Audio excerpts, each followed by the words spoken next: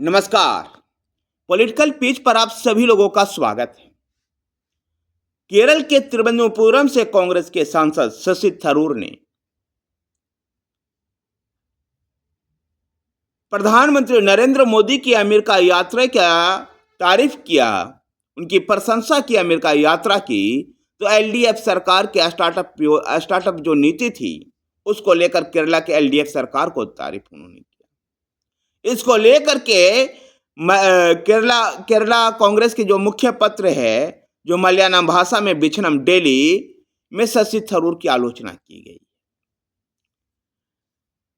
जो केरला की राजनीतिक लड़ाई है एलडीएफ और यूडीएफ के बीच में होता है। इस समय एलडीएफ वहां पर सत्तारूढ़ है और ऐसा माहौल लग रहा था कि आगामी विधानसभा चुनाव में एलडीएफ के खिलाफ एक माहौल है और उसका फायदा यूडीएफ को मिलता, और जो यूडीएफ कांग्रेस के नेतृत्व में वहां एक गठबंधन है।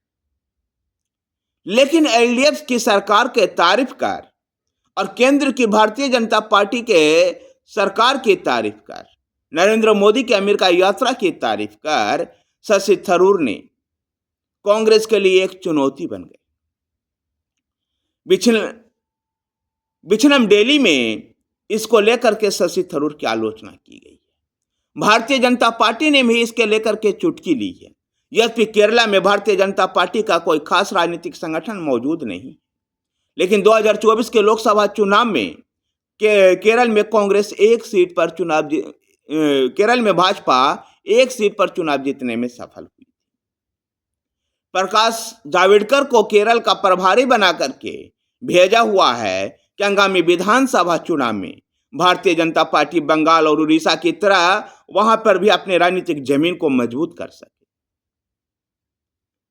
इसको लेकर के जिस प्रकार से शशि थरूर ने एलडीएफ की सरकार का समर्थन किया है, उनकी प्रशंसा की है, इसको लेकर के वहां प्रकाश जावड़ेकर और भाजपा के जो केरला के जो अध्यक्ष हैं के सुरेंद्रन ने शशि थरूर पर तंज कसा है कि एलडीएफ और यूडीएफ दोनों मिले हुए हैं, ये केवल दिखावे के लिए लड़ते हैं।